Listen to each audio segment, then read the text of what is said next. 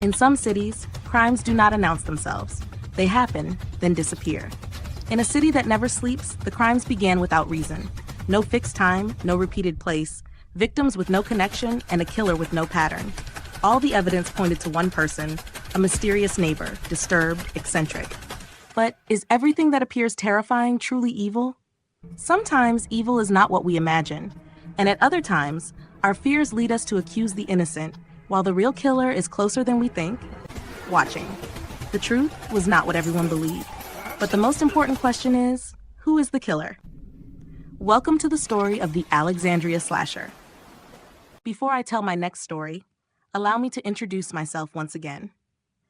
Let those who have heard this introduction many times before not grow weary of it, for it is necessary. For those who do not yet know me, so they may know who I am, and for those who do know me, so they may not forget me, for I do not like to be forgotten by anyone. I am Dr. Rafat Ismail, an Egyptian physician now approaching the age of 70. I live alone among heaps of memories that were once terrifying, then, with the passing of years, became nothing more than faint smiles from the days of youth. Luck, or perhaps misfortune, led me to places that many did not dare to approach, where vampires hide, ghosts dwell, and monsters appear. How many dangers I have faced, how many conspiracies I have uncovered, and how many buried secrets I have come to know. And here I am still, able to enjoy life, to sleep in peace, and to hold a pen and write these breath-stealing lines. Now, let us go back in time to the year 1965, when I was 40 years old. There, my story with cannibals began for the first time. It was not in the jungles of Africa, nor in the deserts of Australia, but in the heart of Cairo, inside an elegant building in the Docky district, where I lived. But why burn the details of the story before I even begin it? Follow the coming lines with me, and you will understand everything. I am suspicious. Cairo, on the 12th of December, 1964. My dear brother Adele, I hesitated greatly before writing this letter to you. First, because you know that I am not fond of writing and do not take up the pen except when necessary, and second, because I know how busy you are with your work, and I fear adding a new burden to you by obliging you to reply to this letter. How are you, my friend? And how is the family? I returned about 5 months ago from a scientific conference in Scotland, and I can almost hear you saying sarcastically, "Scotland again." Yes, Scotland once more, after my old journey there when I spent time working on my doctoral thesis at the University of Dundee. Do you remember Maggie? Do you remember my tedious poems that I used to recite to you? In Arabic, of course, which she did not understand a single word of. And our long walks along the Alexandria Corniche in San Stefano as we debated the fateful decision. Should I emigrate to live with her there forever? Or forget the matter and remain in Egypt? I wanted to marry her, and at the same time I wanted to stay here in my homeland. Two choices that could not come together, and Maggie made them impossible to unite. How many times did you try to convince me to travel, and how many times did I stubbornly refuse? Imagine, Adele. I met Maggie recently at Professor James McKillop's, and she had not yet married. Many things happened. We faced real dangers that caused our souls to intersect once again. But in the end, I was forced to leave her once more, like pulling out a healthy tooth from your mouth without anesthesia. In any case, I returned to my beautiful apartment in Cairo and began making some changes. I installed new wallpaper, changed the furniture, and replaced the old lamps with elegant neon lights, as fashion dictates these days. But despite all that, there is a strange sense of futility weighing heavily on my chest. Who am I? What am I doing? And what is the purpose of my life to begin with? I am still, as always, that lone wolf with no friends, no wife, no close family. My family lives in its own world in Kafr Badr and cares little about what I go through, as long as I chose to live away from them. As for Retta, my brother, it seems he took charge of the family affairs after the story I told you about the Nadaha, and they no longer need me after that. I am not a completely miserable person, but I am certainly not happy either. And in search of something to save me from this deadly emptiness, I began getting to know the neighbors. Yes, Adele. Rafat Ismail as you know him, that gloomy, introverted man, has started getting to know the neighbors. Believe it or not, times have truly changed. In the building where I live, There are 10 occupied apartments and 5 completely closed ones. In one of the apartments lives a retired police general named Mohammed Halim, who lives with his wife after all their children got married. In another lives a social studies teacher with a large family, and there is also an engineer who lives with his wife and 2 daughters. There is another doctor besides me who lives in the building. But in short, all the families here are very traditional Egyptian families, kind and friendly, yet by their very nature, they will never understand me, and none of them will offer me an intelligent conversation that could revive my spirit after all the pressure and exhaustion I have endured. Only one person caught my attention.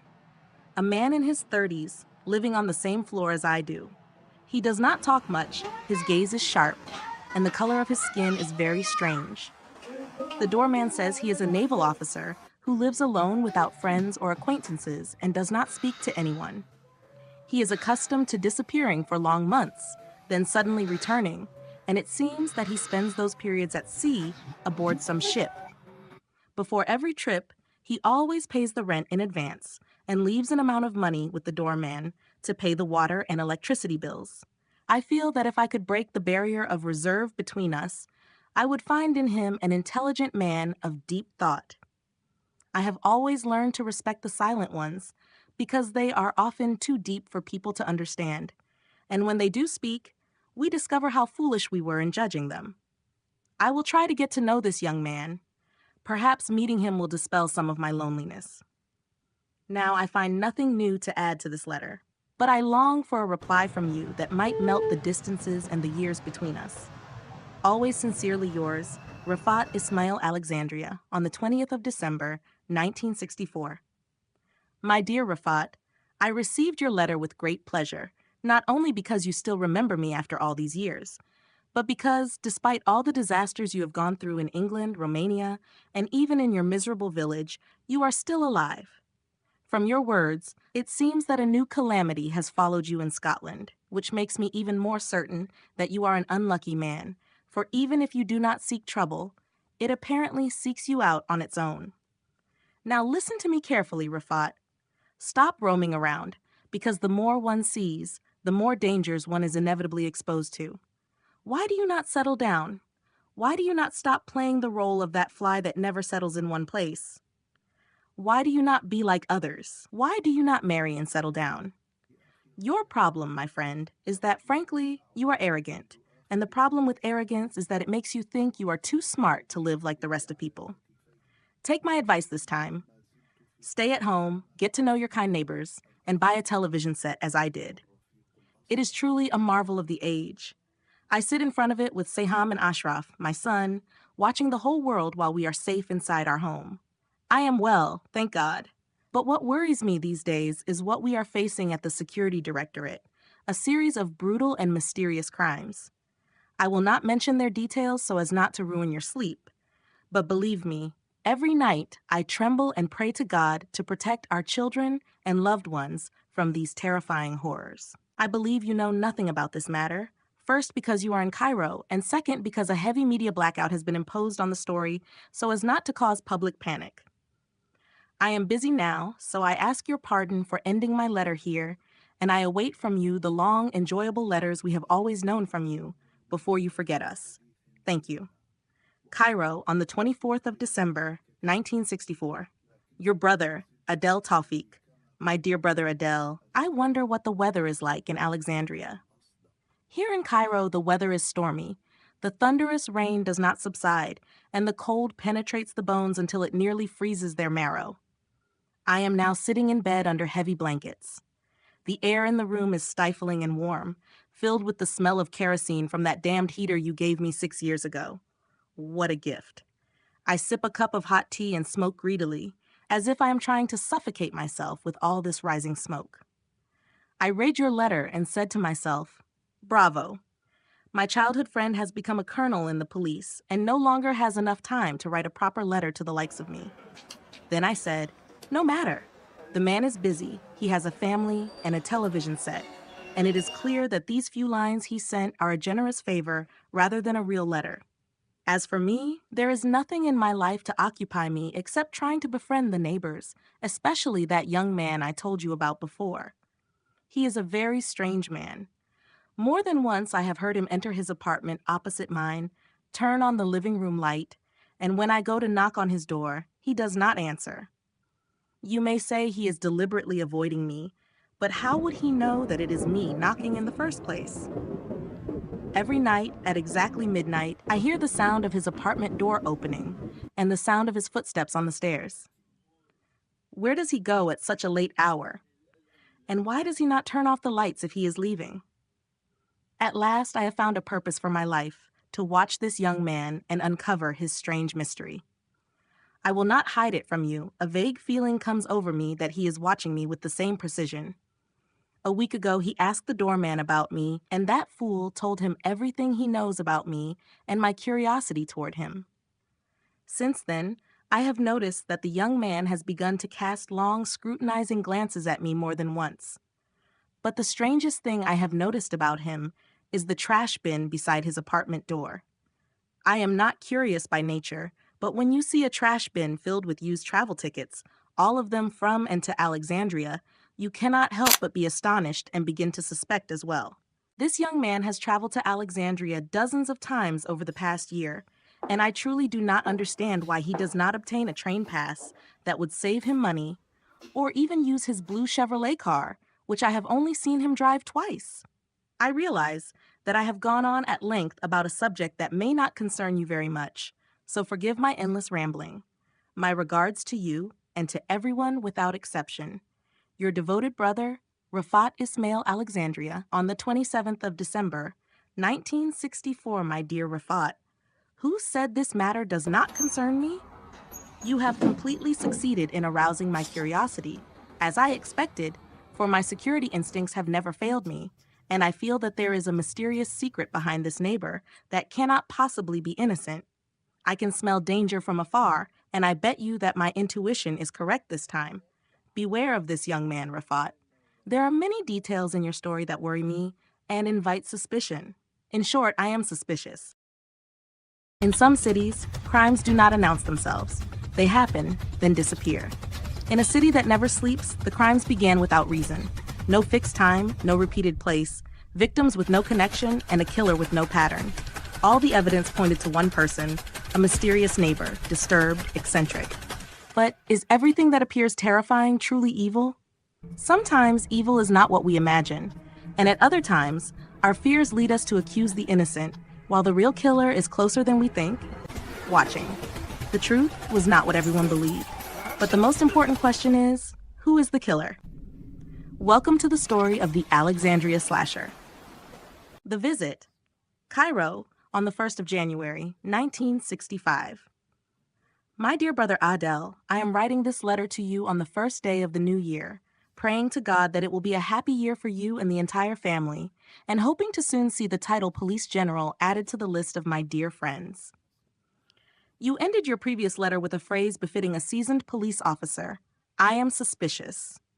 This phrase reminded me of the famous expression of the French writer Émile Zola, I accuse, from his well-known series, which you have most likely forgotten all about. I received your letter on New Year's Eve.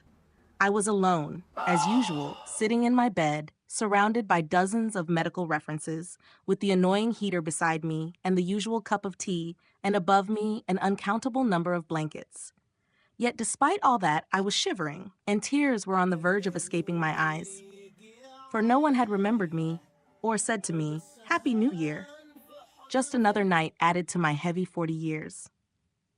On the radio, Abdel Wahab was singing a soft song, while I looked at a postcard from Edinburgh, bearing Maggie's signature. She wished me a happy year and told me that she had gotten engaged. I did not blame her for that. The truth is that I did nothing to keep her, and everything that happened was simply the natural course of things, as always expected. So, what is the secret of this lump stuck in my throat then? And Abdel Wahab was still singing. When the doorbell rang, I shifted irritably, for leaving the bed in this bitter cold, after it had become as warm as my mother's embrace, was a crime against humanity. I muttered a mild curse and waited for the second knock that would make going to the door inevitable. But it did not come. It was midnight, and it was illogical for someone to ring the doorbell at such an hour, except for a serious matter. Moreover, whoever comes for something serious does not content himself with a single patient ring, but knocks again in urgency or panic. And this stirred suspicion within me. I hesitantly threw off the covers, slipped on my slippers, put on my robe, then walked through the dark living room to the door, turned on the entrance light, and opened it with great caution. The stairwell was drowned in darkness, but the light dispelled some of it. And in its dim glow, I saw my young neighbor standing before me, wearing an elegant coat with signs of embarrassment on his face. Raindrops were wetting his hair and shoulders, and even his nose was dripping with water from the intense cold. "Good evening, please excuse the disturbance," he said it in a deep voice, marked by clear masculinity and composure. "Good evening." He cleared his throat slightly, as if finding it difficult to say, then whispered, "I've just returned home, and I was about to have my dinner." Then he stammered shyly and added, "I mean, could I get some spices from you? I'm starving." "Spices? In the middle of the night? One of us must be insane." Even Magellan, who sailed around the globe for the sake of spices, would not have dared to wake his neighbor at such an hour because of them. What would you have done if you were in my place? Of course, you would have scolded him and slammed the door in his face without discussion.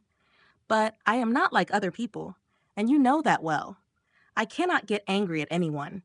Besides, his polite manner made it impossible to drive him away or rebuke him. Add to that the fact that I was not yet asleep, and fate had offered me the chance to get to know my mysterious neighbor on a silver platter. Should I refuse it? I invited him inside while I fetched what he wanted, and he did not hesitate for a moment. He entered with calm steps and cast a cautious glance at the walls and ceiling before saying, "Your home suggests excellent taste." I thanked him for the compliment, and he said, while fiddling with a small battery on the table, "It must be the madam, the owner of these charming touches."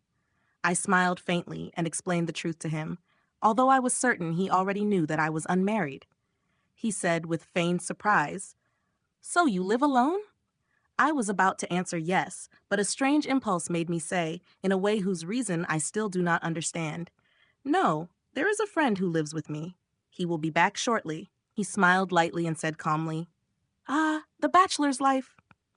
I smiled in return, then left him and headed to the kitchen. I opened the wooden cupboard and began placing some pepper, some chili, and some spices into torn sheets of old newspapers. Suddenly, I heard his voice behind me. "You hate washing dishes just like me." I flinched suddenly. He was standing behind me in the kitchen, staring at the stacked dishes in the sink, which had been piling up for over a week. When did he come? And how did I not hear his footsteps? And what audacity allowed him to roam so freely in a house he did not know?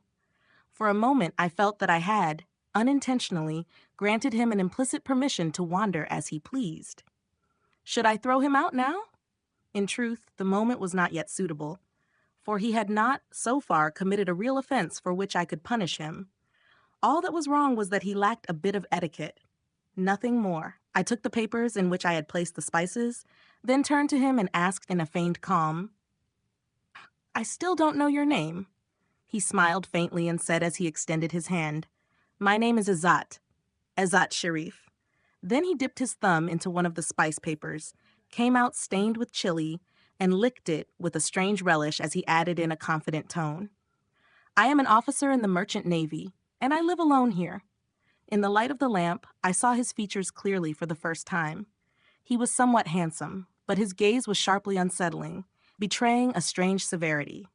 His lips were thin and rigid, his complexion a mixture of darkness and yellowish pallor, and beneath his eyes were dark circles that added to the pallor of his face. As for his extreme thinness, it completed the disturbing picture, a picture of a man who reminded me of what doctors call the earthy appearance of a patient with chronic kidney failure. I looked at his hands. They were thick and rough to the touch in a way that did not suit a desk-bound profession. I wondered to myself, how could an officer of the Merchant Navy have hands of such harshness? I confess, his presence was not comfortable for me at all. I realized that friendship between us was impossible and that all I wanted was to end this visit quickly. But Out of mere politeness, I opened the wooden cupboard and took out 2 pieces of cake that I had saved to celebrate the new year before my cold solitude spoiled it. I placed the 2 pieces on a plate and offered them to him with a small fork as I murmured, "Happy New Year! This is my small celebration of the new year." He tried to refuse, but I insisted, so he seemed to eat them more out of obligation than desire. And then something happened that I did not expect. The moment he put the first bite into his mouth, his face suddenly changed. Signs of intense disgust appeared on him. His features contracted as if he were swallowing poison, and he gestured to me while placing his hand over his mouth in strange distress. I understood at once. I hurriedly led him to the bathroom as he covered his mouth with his hand, a muffled retching preceding him. Then I heard him from behind the door vomiting violently. This is strange. I do not think the piece of cake was that bad, nor could it have spoiled so quickly in such bitter cold. I tasted the remaining piece on his plate and found it perfectly fine. After a few moments, he returned from the bathroom staggering, his face even more yellow than before. He noticed that I had tasted the cake and said awkwardly, "Sorry, my stomach can't tolerate sweets." I looked at him, wondering to myself, then how will it tolerate all those spices? But he quickly added in obvious agitation, a conditioned reflex, nothing more than disgust. Now thank you, and sorry for the disturbance." He clenched his fist around the papers of spices and staggered toward the outer door, then bowed his head to me in greeting before disappearing into the dark corridor. What a strange visit, and yet I still felt there was something behind it. For the term conditioned reflex is not something ordinary people use unless they have some background, however slight, in physiology or psychology. Moreover, his calmness and composure did not hide from me a vague feeling of unease. "Do you still doubt this man who does not like sweets? My regards, and write to me soon. Your brother, Rafat Ismail." Alexandria, on the 7th of January, 1965. My dear Rafat, this letter of yours will arrive about 10 days after the new year, once again confirming that you are, as always, the most affectionate and tender-hearted. Thank you for your kind card and for your long letter that filled 4 complete pages, which indicates a great deal of affection that I hope will endure. I read your story, and at its end you asked me, "Do you still doubt?" Of course I doubt. In fact, my suspicion has increased to an unusual degree. The truth is that your logic and your narration of events reflect a naivety unworthy of you, my friend. You say he visited you after midnight, wandered around your apartment without permission, and then you describe him as a polite, composed young man. He says he is hungry, then immediately vomits after putting a piece of cake in his mouth. You also mention that he had just come in from the street on a rainy night, yet he was talking about a dinner he had not eaten yet, and about spices he wanted before starting to eat. Let me ask you, who comes home with hair and clothes soaked, then thinks of cooking instead of drying himself first? And what kind of stomach can tolerate all those spices before sleep, yet cannot tolerate a small piece of cake? Think, Rafat. None of this seems natural at all. And what kind of manual work would make the hands of a naval officer this rough? There is also a very important detail that I think you overlooked, and I know you well enough to be sure that you never miss such observations. How can you say that his clothes were wet from the rain when it did not rain anywhere in Egypt that night? The night of the 31st of December, 1964, was perfectly clear. I read the weather forecast carefully because it did not rain here in Alexandria, and I even called my brother who lives in Cairo by phone, and he confirmed the same thing. So where did this brother come from with all that wetness? You may say that my logic is devouring itself, and that I doubted one of the points on which I built my hypothesis, but no matter. Contradiction does not concern me now. What matters is that I ask only one thing of you. Be careful. Do not give your trust easily to those friendly people who knock on doors at night. For how many tragic stories began with such an innocent visit and ended in a criminal court or on a coroner's table? As for Maggie, please accept my deepest condolences for your hesitation and passivity, which caused you to lose the first and last love of your life. But never mind. Try to forget her and look for a wife. I even have a suitable one for you. Not intelligent, not affectionate, not full of vitality, but at least she is a wife. She is the sister of Seham, my wife, a teacher 29 years old, coming out of a failed experience through no fault of her own. The important thing is that you visit us in Alexandria soon, so we can arrange your meeting at my house. Do not be surprised. Traditional marriages are the ones that always succeed, and besides, you are no better than I am, and I'm married that way myself. My regards, and many thanks. Your brother, Adel Taufik. Cairo, on the 11th of January, 1965. My dear Adele, I am writing this letter to you while feeling that unusual things are happening in the neighboring apartment. More mysteries? The rest of Dr. Rafat's letter.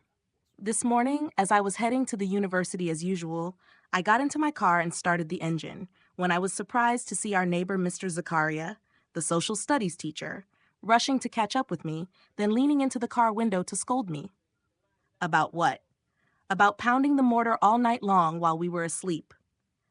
I forgot to tell you that Mr. Zakaria lives on the floor below the one I occupy, and my relationship with him is almost non-existent, because he believes that a single man living alone is, without a doubt, a depraved scoundrel best avoided. He waits, counts mistakes, and expects that one day I will bring disgrace upon the building, an expectation for which I see no justification.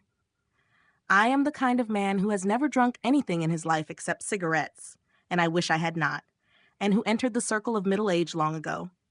In any case, I told him that I had done nothing, that I had no reason to do such a thing, and that my food is either stored, brought from my village, or comes from a nearby restaurant.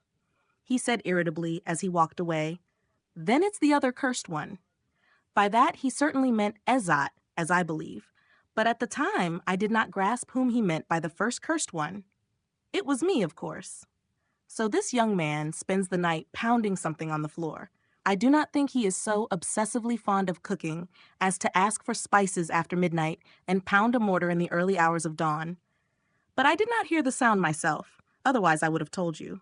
I could say he is eccentric and settle for this easy explanation. But no, there is a deeper and more dangerous secret behind all this. Yesterday, the doorman Shaban came to me carrying a piece of bone, saying that someone was throwing bones into the building's air shaft. Since the air shaft is shared with the adjacent building, I initially thought that this was sufficient proof of God's wrath upon the residents of our building. He was waving the bone in my face, demanding that I stop throwing meat bones into the shaft, if I was the barbarian who had done so. The bone was a clean, white shoulder bone.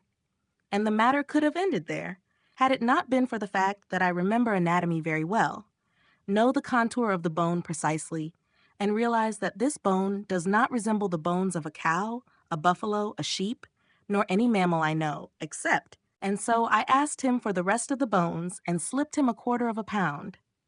I will never forget the look he gave me, which clearly said, "Here is yet another madman." Then he went down the stairs and returned a few minutes later, wrapping all the bones he could find in an old newspaper. I took these bones and carried them to my study, and under the light of the desk lamp, I began to examine them. There was the shoulder bone I described, along with some small bones that appeared to be from the multiple bones of the hand.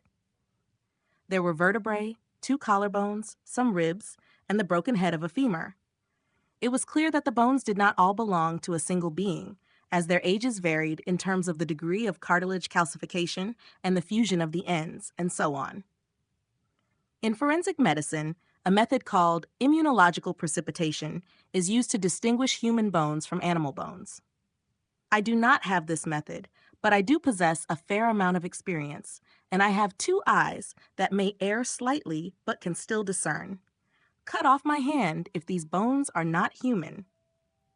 I lit a cigarette and began to think as I watched the shimmering smoke in the light of the lamp. If the bones are human, then what does that mean?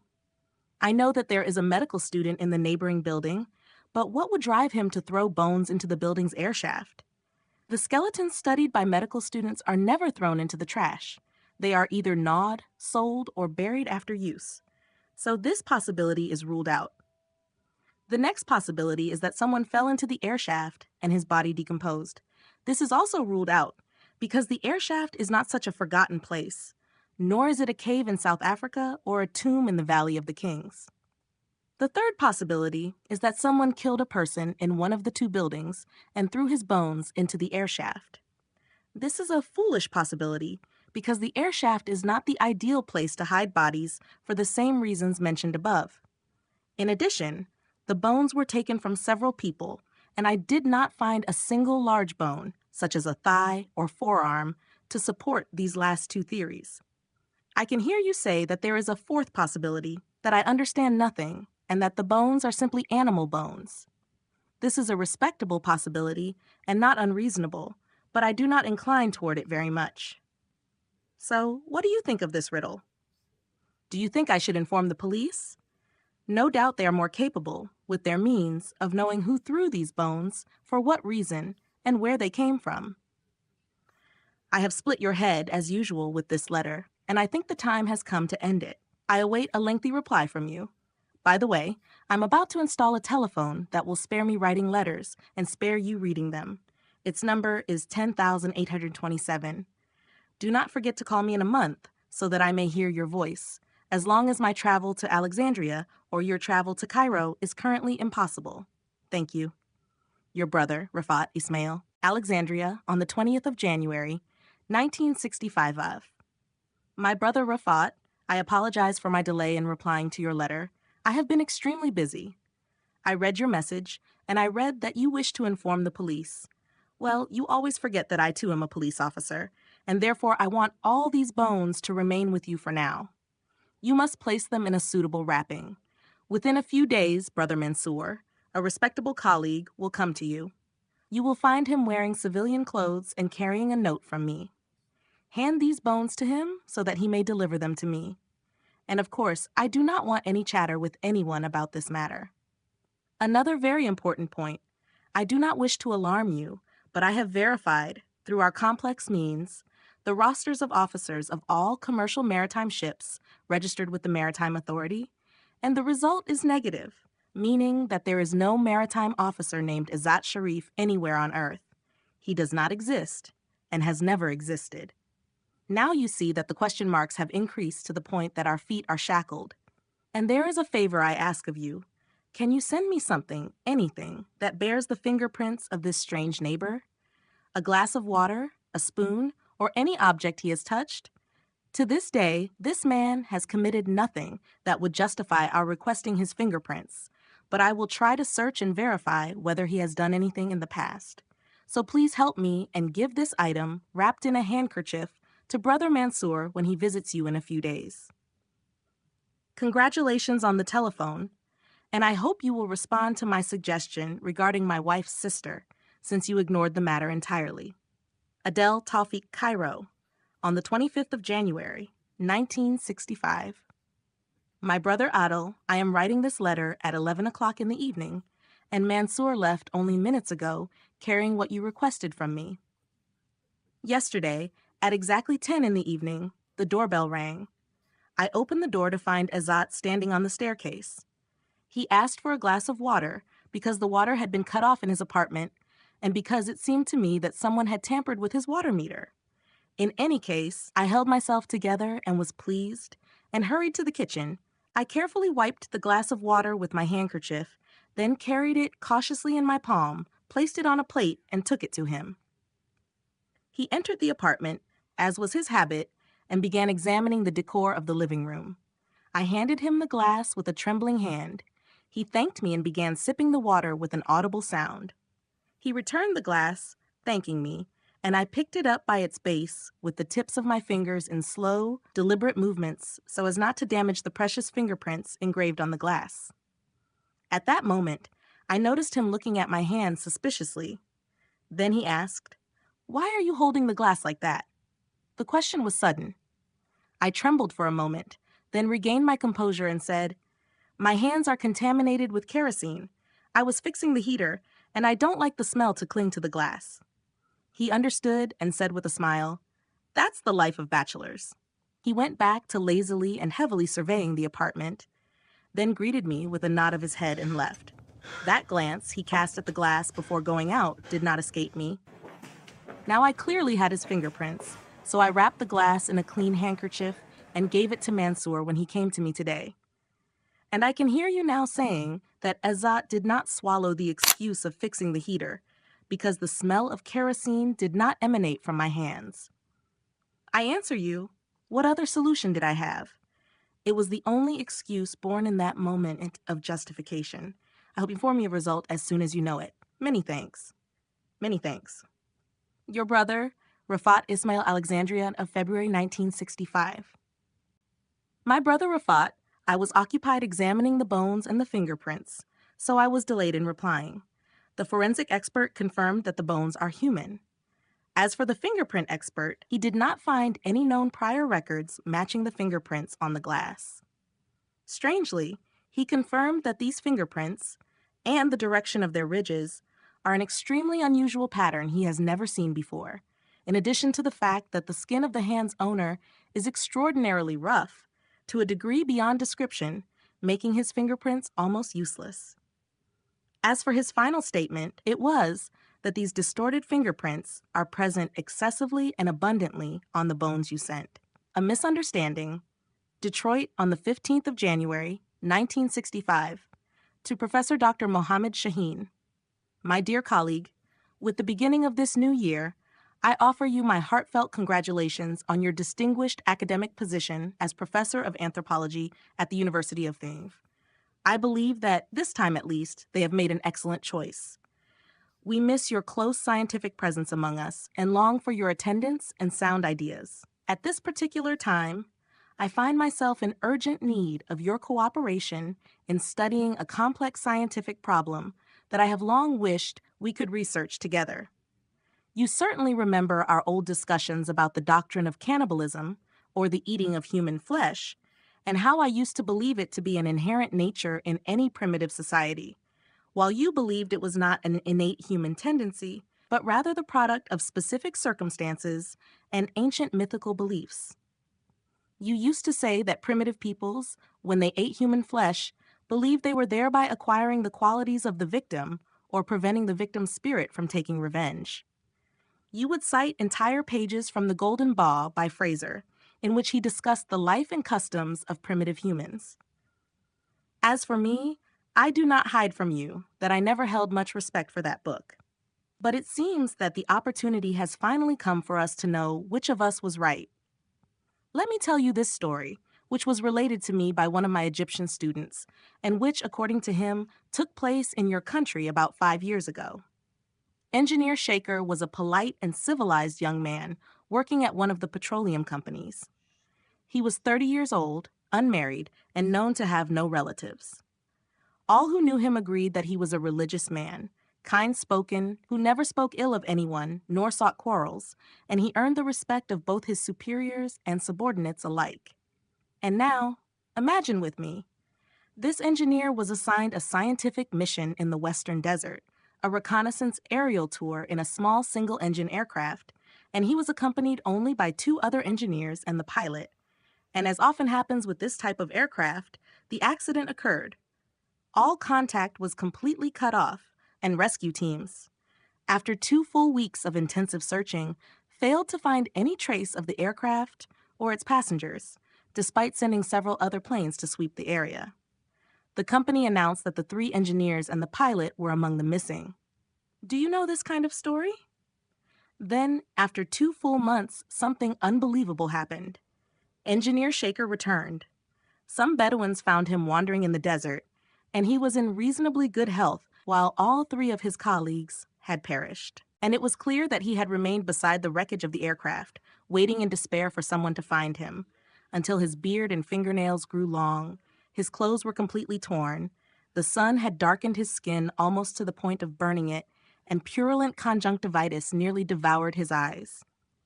Yet he, and I repeat, was in reasonably good health. Joy spread among his colleagues, and amid all this commotion, no one noticed that he never recounted the details of what had happened to him during his forced exile in the desert, which runs counter to the talkative human nature we know. A man like that would normally be expected to tell his story to everyone, perhaps even publish it in a book titled 30 Days in a Plane, or Prisoner of the Desert, or some similar name. No one paid attention to this amid the celebrations, nor did anyone ask what kind of food he had been subsisting on to maintain his good health. And no one asked himself about the bones of the pilot and the 3 engineers that were found in the plane, clean and strangely gleaming. Up to this point, the story was ordinary. Then Engineer Shaker began to change. He grew paler, his face turned yellow, his lips became hard and dry, his body wasted away, and he no longer joked or chatted as he used to. So his colleagues assumed that the horrific ordeal he had endured had caused a deep psychological fracture that was difficult to overcome. He resigned from his job and left his home without bidding farewell to any of his neighbors. Now, let us think together about what happened. It does not require much intelligence to know the kind of food he was forced to eat in the desert among the bodies of his colleagues. Such stories are repeated often, like the Mexican whose plane crashed and who devoured the flight attendant, or the Indonesian who preyed upon his companions on a drifting raft in the Pacific Ocean. Hunger and the instinct for survival converge only upon pure evil. Now, you and I agree that this engineer ate human flesh, but the real question is, was he able to rid himself of that habit, or did it awaken within him a buried primitive instinct that civilization has not yet erased? He abandoned his entire environment, as though he wished to go somewhere where no one knew him. But to what end?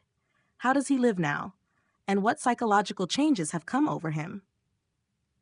I want you, my dear colleague, to find this engineer at any cost and place him under the microscope of your study, for he is a rare civilized model worthy of research and analysis.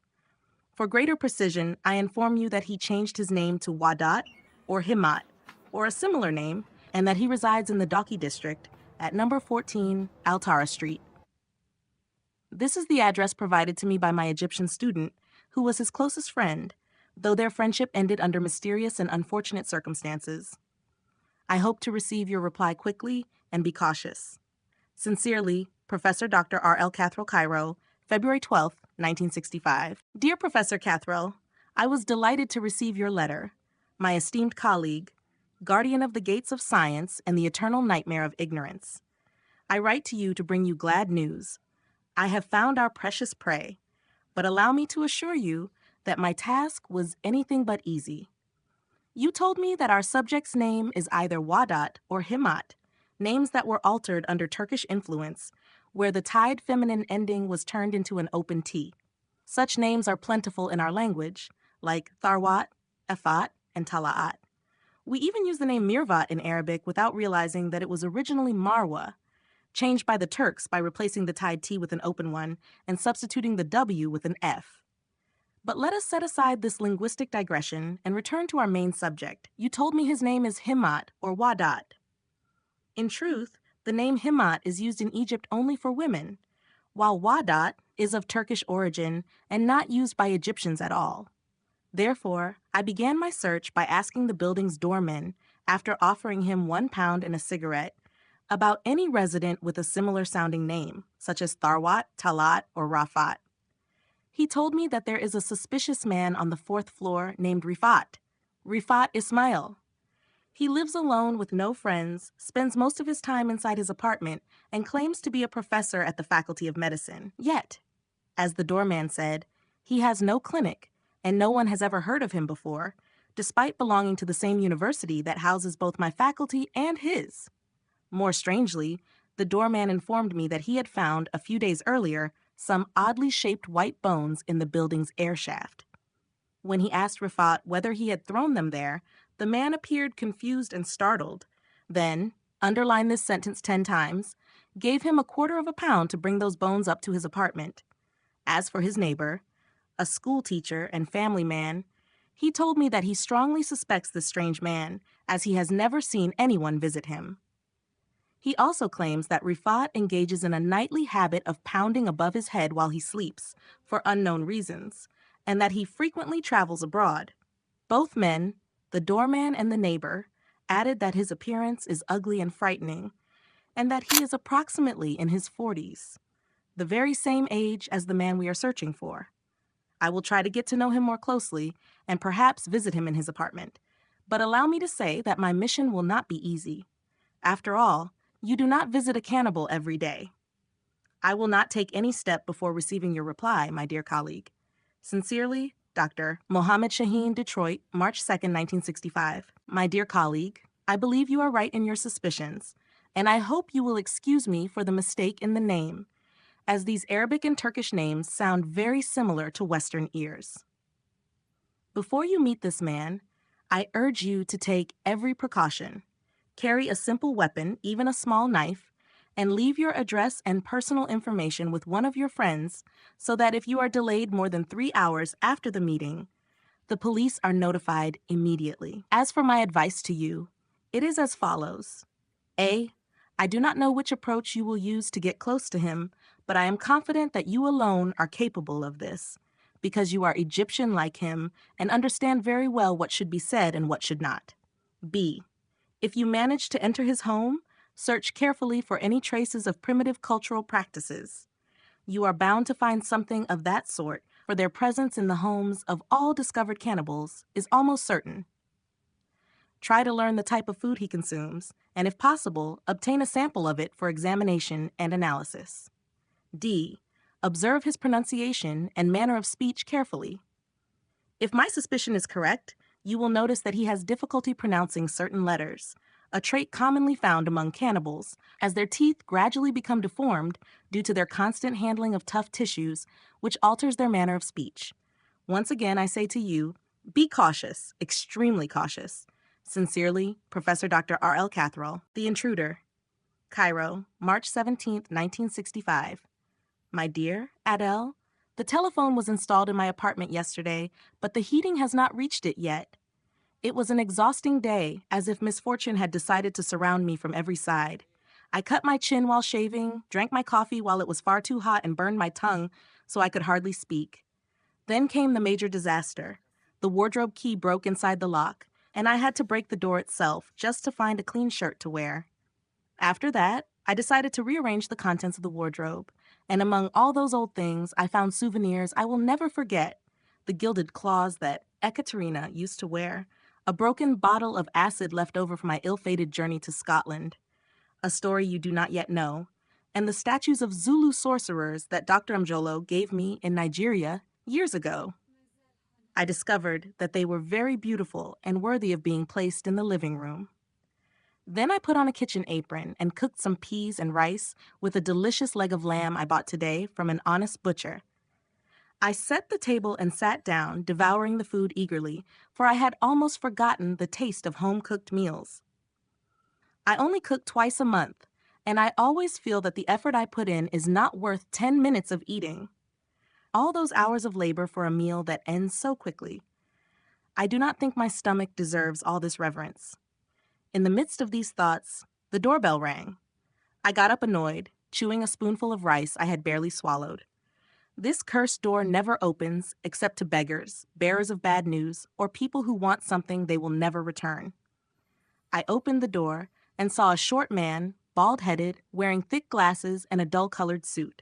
He smiled with a sticky politeness and said, "Dr. Rafat Ismail?" I replied irritably, "What do you want?" He answered, casting strange, curious glances at me. "I am Dr. Mohammed Shaheen, professor of anthropology at the University of... May I come in?" I invited him into the living room and seated him on a plush chair, in which he sank while stealing glances at the furniture and corners of the room. Then his eyes suddenly stopped at the Zulu statues placed on the sideboard. A savage look of triumph appeared on his face, and he said in a trembling voice, "These are statues of the Zulu tribes, and they represent cannibalistic rituals." I nodded indifferently, so he said confidently, "My profession makes me well acquainted with such things." I replied, my tongue still affected by the coffee burn.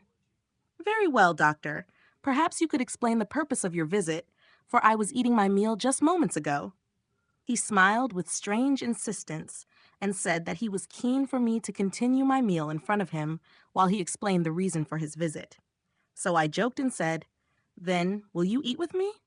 He swallowed hard and seemed on the verge of fainting, then nervously apologized, saying that he had already eaten before coming.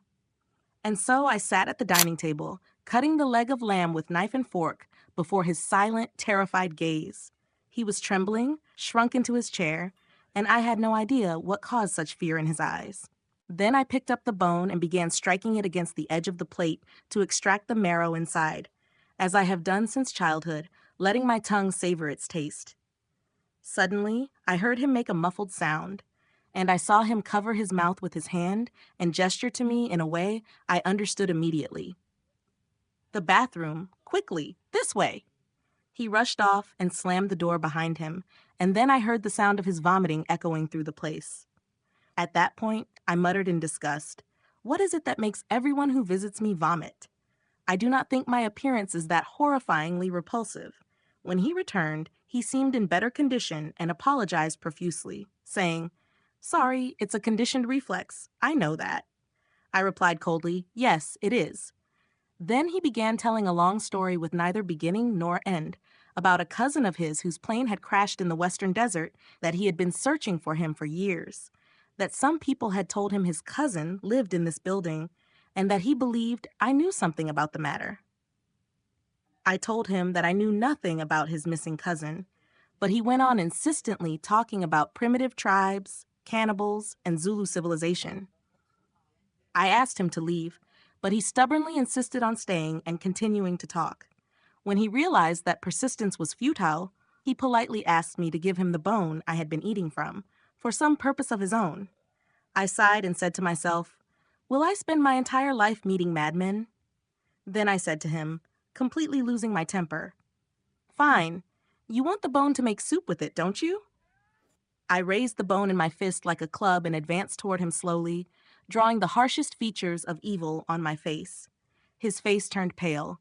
He trembled like a terrified mouse, and he backed toward the door, muttering in fear.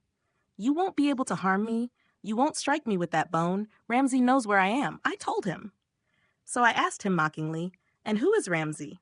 He said, stammering, "He's my neighbor. He knows, and Al-Badri knows, and my wife knows.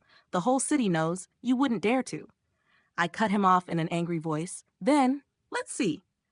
I flung the apartment door open violently, threw him outside like a garbage bag, and slammed the door shut behind him. From behind the door, I heard him shouting threats. "The days are between us, butcher! You cannibal!" And so that strange day came to an end.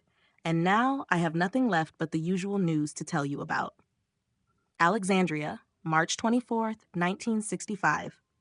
My brother Rafat, nothing suspicious has happened since my last letter, except for more knocking at Professor Zakaria's apartment, and more mysterious travel tickets to and from Alexandria, and nothing else. In your last letter, you suggested that Ezat is the owner of the fingerprints found on the bones. What does that mean to you? And what do you think? I do not believe that he kills people in his apartment and then throws their bodies into the air shaft. This is an exaggerated stretch. Write to me in detail. Your brother, Rafat Alexandria, March 24th, 1965. My brother Rafat, I laughed a lot while reading your story about that deranged man in your apartment. Such things only happen to you. Had you not told me that he called you by name, I would have thought he was looking for someone else, like your strange neighbor. He, too, is interested in bones. And now I am wondering. In any case, you have no escape left. I have arranged everything for you to stay with me in Alexandria for a week or two, because frankly, I am no longer reassured about you staying alone amid all these question marks. Nor am I reassured about your mental health or sound judgment after all this. The first thing you will do is take a long leave from the Faculty of Medicine. The day of our meeting will be on the 5th of next April. I have given you my schedule, so there is no room for backing out or apologizing. Sincerely, Adele Cairo, March 17, 1965. Dear Professor Cathriel, I visited him. I have no doubt that he is our man. You asked me to look for a strange accent, and I found that he speaks from one side of his mouth in an abnormal way, as if his tongue were burned. You told me to look for signs of primitive culture, and I found Zulu statues depicting cannibalistic rituals, and he was proud of them. You asked me to observe his food. I was shocked to find that he was eating a child's thigh with rice and peas. When I cornered him with carefully planned questions, he turned into a demon. An evil glow filled his eyes, and he lunged at me trying to smash my head with the bone, but I escaped the attack by a miracle. Sincerely, I tremble whenever I remember what happened. Now, what shall we do about this cannibal? Do we inform the police, or do you have a deeper scientific objective than my modest knowledge can grasp? Sincerely, Dr. Mohammed Shaheen. Detroit, 1965. Professor Dr. Shaheen, my dear colleague, of course I have a more comprehensive objective. I have succeeded in proving my theory that cannibalism is a latent nature within the human psyche, and that tasting human flesh has destroyed centuries of civilized heritage within this man. He has now returned to the behavior of primitive humans, finding no pleasure or satisfaction in any meat except human flesh. I believe that you have a real problem in Cairo, but I possess an appropriate plan to stop this monster without destroying him and without depriving ourselves of studying him as a unique specimen. And I will tell you how. The Bride of the Sea, Alexandria, April 6, 1965. My dear brother Rita, rare are the times I have written you a letter, perhaps because you have always been close to my soul, and letters are written only when those we love grow distant. How are you, my brother, you who are close yet far? How is my mother, my sister, your wife, and your children? And how is Talat, my sister's husband? What about the land and its troubles? I have not seen any of you since my return from Scotland for a full 9 months. Have I become so insignificant? I arrived in Alexandria only yesterday to spend a few days changing the atmosphere at the home of a friend whose request I cannot refuse, Colonel Adel Taufik of the Alexandria Security Directorate. Do you remember him? They were unforgettable moments when we went out together to stroll along the Corniche. Alexandria in winter has a special charm understood only by people like me who hate crowds. The sea air, the lights of restaurants and casinos, the magic of the past still lives, blended with the elegance of the present. What beauty, what sweetness. I had brought a simple gift for his son, Ashraf, which left a good impression on his wife, Seham, who welcomed me warmly and prepared a splendid feast that made me forget the old days of hunger. In the evening, we sat in the living room watching the television, truly a marvelous invention, when Adele asked me to wear elegant clothes because an important visitor would be arriving shortly.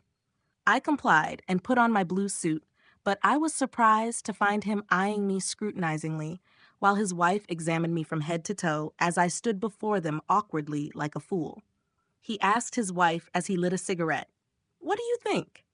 She said while looking me over, "The tie is inappropriate. He looks like a vagrant." He replied in agreement, "I see that too." He went into the bedroom and returned with a more elegant tie, asking me to wear it. I said in surprise, "And why?" He answered in a decisive tone, "Do as I say." I did as he asked without understanding the reason, while his wife began brushing the shoulder of my suit, then stepped back to admire me proudly, like an artist putting the final touches on his painting, and said, "Not bad. Now lift your head, don't lower it like beggars. All right." What are they doing? And the doorbell rings. Siham rushed to the door and opened it. I heard the sound of kisses and playful remarks. Then a young girl entered and bent down to kiss little Ashraf, who began jumping with joy, shouting, "Tati, Huwaida! Tati, Huwaida!" Adel's voice took on a sugary tone as he introduced me to her, saying, "Dr. Rafat Ismail, Miss Huwaida Abdelmonim, my wife's sister." "Your wife's sister?" And I was the one who left you both preparing for this meeting, as if I were a girl being offered as a sacrifice in a pagan temple. What devils you are! And so I sat like a defendant in the dock, depressed in the corner of the room, while Huwaida sat staring at the floor, her face flushed, playing with the child, whispering to him, and seating him on her lap. I know this kind of tenderness that women master in such situations, that exaggerated display of attention as if the whole world fades away before a child's smile. As for Adel, he was speaking enthusiastically, and Siham was praising me and praising her sister in an extremely exaggerated way, as though she were displaying merchandise and marketing a marriage deal. I was certain she knew nothing about me except what Adel had told her, and there was nothing in that to justify such excessive praise. I felt as though I were being displayed in a slave market, and inside me there was a vague whisper saying that the girl sensed something. Does she know the truth? Surely she knows. That tedious gathering dragged on like a session of electric torture until it reached 10 in the evening. The girl stood up to leave, apologizing for being late. She shook our hands and for the first time raised her eyes toward me. Adele said, without any tact, "Unfortunately, my car is broken down, so I won't be able to drive you home, Huwaida." I looked at him in astonishment and said, "But you took me with it to Stanley 2 hours ago." He winked both his eyes repeatedly and crushed my foot with his shoe, and I finally understood what he meant, so I said to her, trying to recover, "Well, I'll drive you home, Hana." She smiled and calmly corrected, "Huwaida. My name is Huwaida." Siham hurried to bid us farewell, almost bursting with happiness, as though she were sending us off to the long-awaited marital home. She stood on the landing, waving at us with visible joy, finally reassured that the two wounded hearts had met as she had planned. Half an hour later, I returned home. Adel met me eagerly, sat before me in the living room, and asked excitedly, "What do you think?" I said coldly, puzzled, "About what?"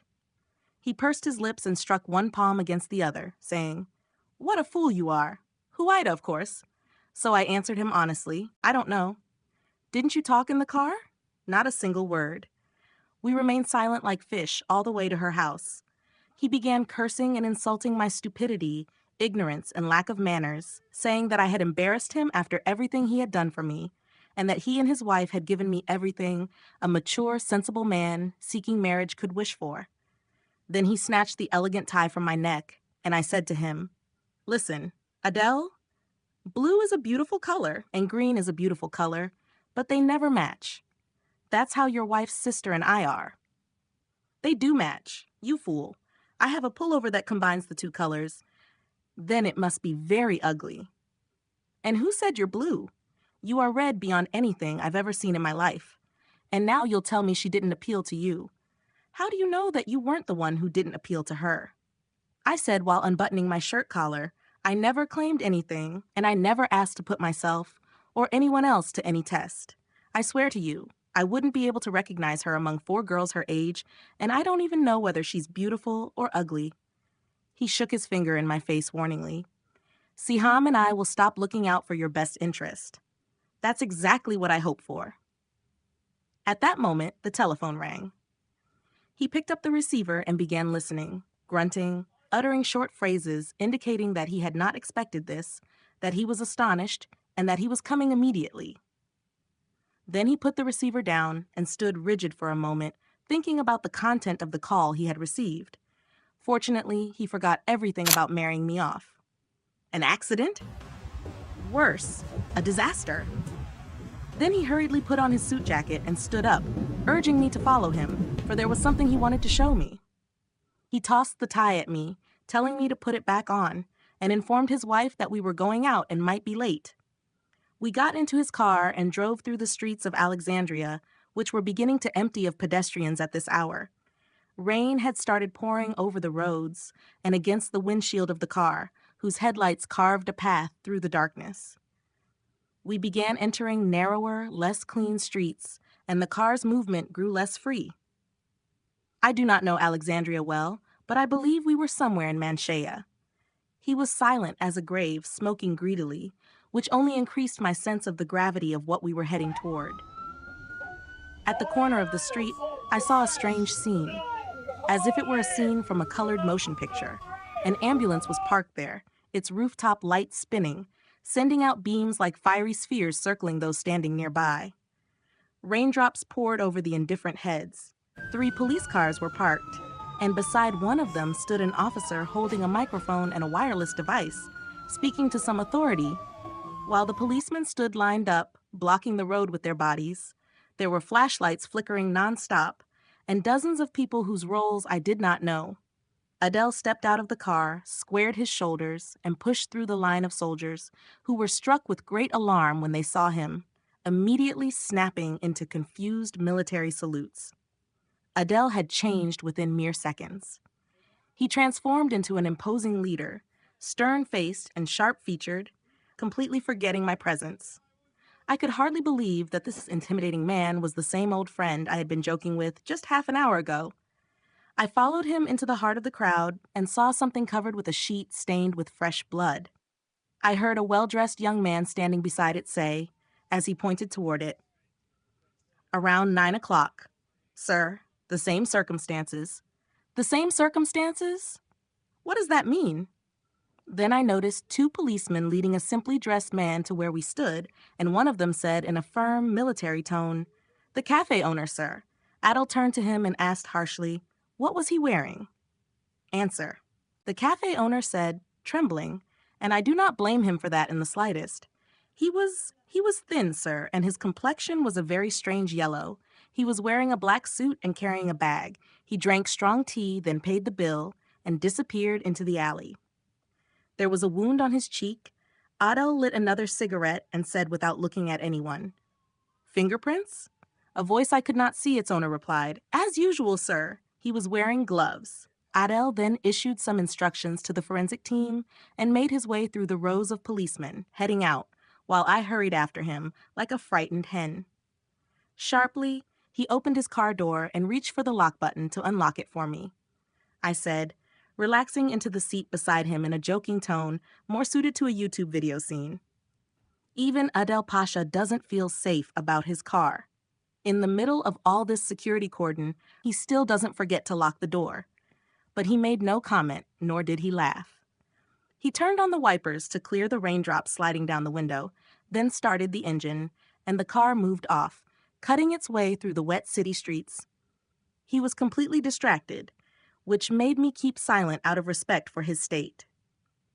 After a few moments, he said in a low voice, his eyes fixed on the dark road, "What we saw just now was the 5th episode in a series of strange murders I had hinted to you about before. Each time, the same thing happens. The body of a beggar or a passerby is found in a dark alley or a forgotten lane, completely mutilated, limbs severed, large chunks of flesh missing, as if someone had patiently torn them away, exactly as a butcher does with a hanging carcass." I said in horror, "How dreadful," he replied, lighting his 10th cigarette in that short span of time. And always the same story. A thin man, with a strangely colored complexion, carrying a bag, seen by someone moments before the crime. Then he vanishes completely afterward. Only once did witnesses say he got into a blue car, but no one saw him get into it again after that. I asked him tensely, "And does he have any connection to the victims?" He gave a faint smile and said, "It's hard to imagine any connection linking those poor wretches. They did not steal secret documents, nor get involved with gangs, nor block anyone's path." Then I looked at him and finally asked, "Is there any timeline or specific pattern to these crimes?" You're talking about cases like the Tuesday Thief or the Blonde Killer or something like that?" Unfortunately, there is always a specific mental pattern by which any self-respecting killer operates. Except for this one. He kills anyone, on any day, in any place, at any hour of the day. Randomness is the foundation of his vile work, and it is what makes any plan to set a trap for him completely futile. I asked him, in a tone suitable for a YouTube video, "Then what is the point of the media blackout you are enforcing?" He replied calmly, exhaling cigarette smoke, "Publishing what I told you would cause public panic in Alexandria, and it would not benefit his future victims because they are beggars or homeless people, meaning they are completely removed from the influence of newspapers or radio. Quite simply, they would learn nothing." Then he suddenly turned to me and asked, "Do you know why I told you this story, Rafat?" I said with sincere stupidity, "Friendship, of course." He burst out laughing, a harsh, confident laugh, then said coldly, "You are the one who will lead me to this killer. There is no friendship in work, my dear doctor. Haven't you yet understood the meaning of what you heard and saw? And now, Rita, I think I have gone on too long describing an event that does not concern you much.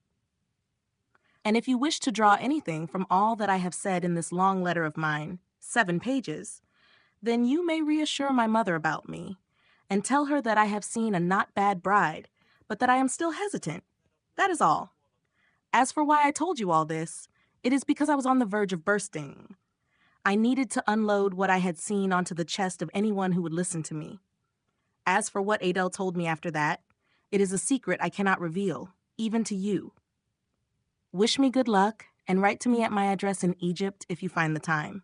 Thank you and goodbye, your brother, Rafat. This is the secret. Here ends the series of letters that I still possess about this story. As the reader has surely noticed, they are divided into two parts. Letters exchanged between me and Adele sent me the letters I had written to him so that I could add them to the collection, and letters between Professor Cathrell and his Egyptian counterpart, Dr. Mohammed Shaheen, which I obtained later on. Then one letter to my brother that I never sent. And now, there is no escape from returning to the traditional style of narration and relying once again on my memory to retrieve the events. The reader must have understood my position with Adele. He holds a certain theory about the Alexandria serial killer and believes that I have some role in proving it. Come with me to where we stopped. He and I are sitting in his car, darkness enveloping the city, raindrops still falling on the window glass, and the streets of Alexandria completely empty of passersby. This is the part at which my letter to my brother, Reda, ended, isn't it? So let us continue, then. I said to Adele in astonishment, "And how am I supposed to lead you to the killer? I know only one way, that I be the killer myself." He laughed in the darkness of the car, the reflections of the streetlights glinting in his eyes, then said calmly, "Listen, we'll have dinner at home first, and then I'll explain everything to you." After, Seham, who seemed uneasy toward me, cleared the dinner plates from the table, and little Ashraf fell asleep in his seat, Adele asked her to take him to his bed and leave us alone. She leaned toward him, whispering, "Did you tell her about the matter of Hawaida?" It seems she truly hates me. He smiled coldly and said, "Any fool could see that you didn't give the girl enough attention." Then he began peeling an orange with a knife, placed it on my plate, and said in a calm tone, "She is her sister after all." He then lit a cigarette, leaned back in his seat, and finally said in a low, serious voice, "Now we return to our real subject. I was telling you about those mysterious crimes sweeping through Alexandria, crimes we had not been able to get even a single step closer to. I was in that state when your first letter reached me. That letter presented the solution to me on a silver platter. You live next to a mysterious neighbor, thin, with a strange skin tone. This description has become familiar now. We heard it today from the coffee seller, remember? Then what? His car is blue.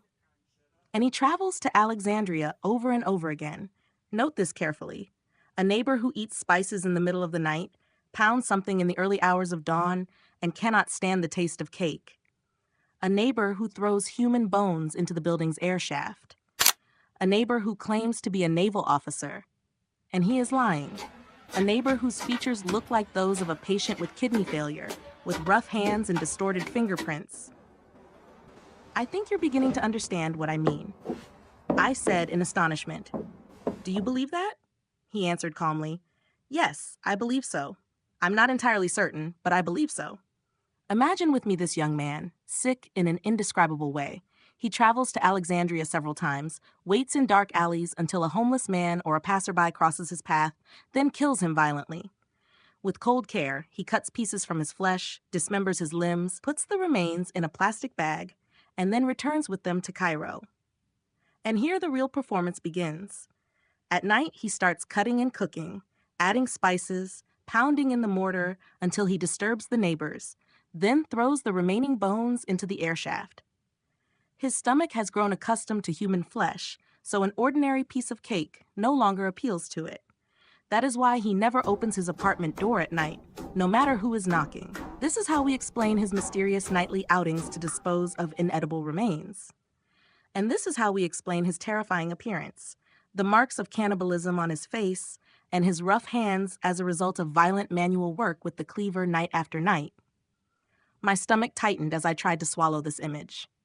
I whispered, "My God." I steadied myself and said, "And the tickets? Why doesn't he travel by his own car or with a train pass?" He swallowed the orange segment he was holding and replied, "He's smart.